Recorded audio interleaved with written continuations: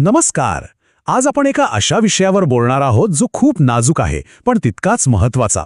मुलांचा social media वापर आणि त्यावर पूर्णपणे बंदी घालण्याची वाढती मागणी. चला तर मग या गुंतागुंतीच्या विषयाचे वेगवेगळे पैलू समजून घेऊया आणि पाहूया की बंदी हाच खरंच एकमेव उपाय आहे का. ही सगळी चर्चा सुरू होते एका खूपच धक्कादायक आणि दुःखद घटनेनं. 4 फेब्रुवारी 2026 गाझियाबादमध्ये 12, 14 आणि 16 वर्षांच्या 3 बहिणींनी आत्महत्या केली. ही एकच घटना आपल्याला या विषयाची गंभीरता किती जास्त आहे हे दाखवून देते. पण असं का घडलं, यामागे कारण काय होतं? तर रिपोर्ट्स असं सांगतायत की स्क्रीनच्या अतिवापरामुळे म्हणजे मोबाईलच्या वापरावरून पालकांशी वाद झाले आणि त्यातूनच त्यांनी हे टोकाचं पाऊल उचललं. ह्या घटनेनंतर साहजिकच संपूर्ण देशात एकच खळबळ उडाली.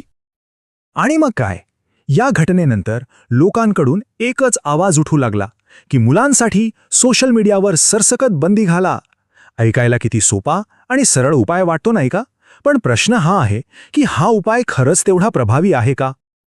आता बघा, ही बंदीची मागणी येते कुठून, तर यामागचं लॉजिक समजून घेऊया. अनेक स्टडीजमधून हे समोर आलंय की सोशल मीडियाच्या जास्त वापरामुळे तरुण मुलामुलींमध्ये, विशेषतः मुलींमध्ये, स्ट्रेस, डिप्रेशन आणि बॉडी इमेज इश्यूज म्हणजे स्वतःच्या शरीराबद्दल एक नकारात्मक भावना, या गोष्टी वाढतायत. आणि हे धोके खरे आहेत, अजिबात खोटे नाहीत. म्हणूनच मग बंदी घालण्याचा विचार पुढे येतो.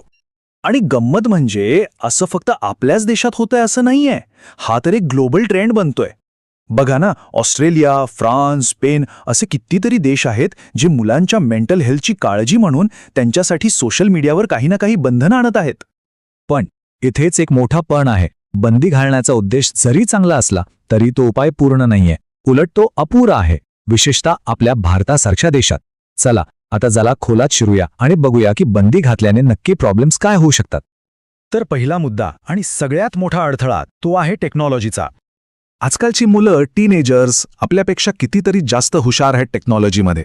ते काय करतील? VPN वापरतील, डार्क वेबवर जातील, म्हणजे बंदीला बगल देण्याचे 1000 मार्ग आहेत त्यांच्याकडे.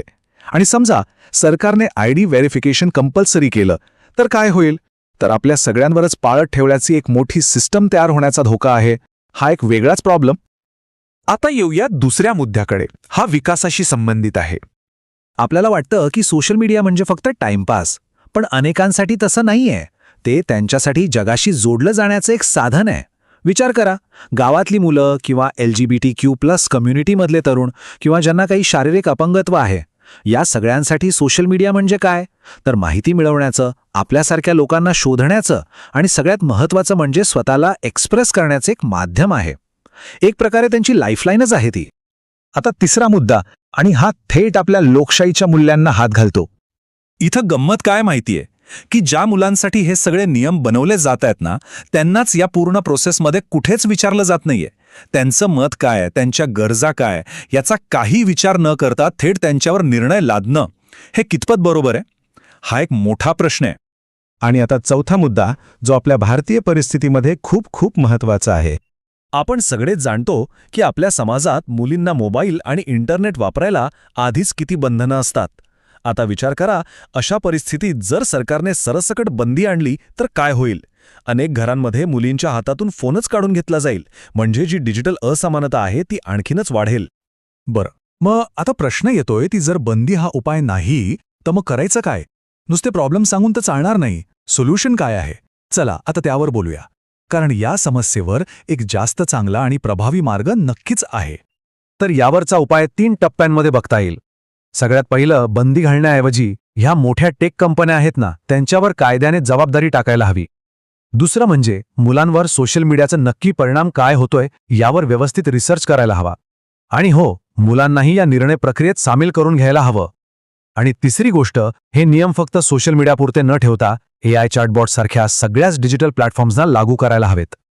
पण हे सगळं करताना आपलं अंतिम ध्येय काय असायला पाहिजे? फक्त बंधनं घालणं की याच्याही पुढे जाऊन काहीतरी मोठं मिळवणं? आपलं ध्येय असायला हवं एक हेल्दी मीडिया इकोसिस्टम तयार करणं. आता याचा अर्थ काय?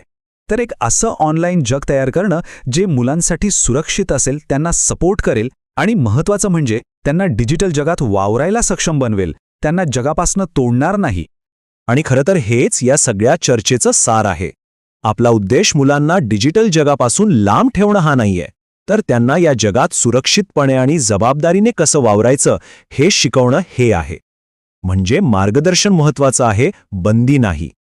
तर मग शेवटी प्रश्न तोच उरतो, बंदी घालणं हा सोपा रस्ता नक्कीच आहे, पण तो योग्य रस्ता आहे का, यावर आपण सगळ्यांनी विचार करायला हवा.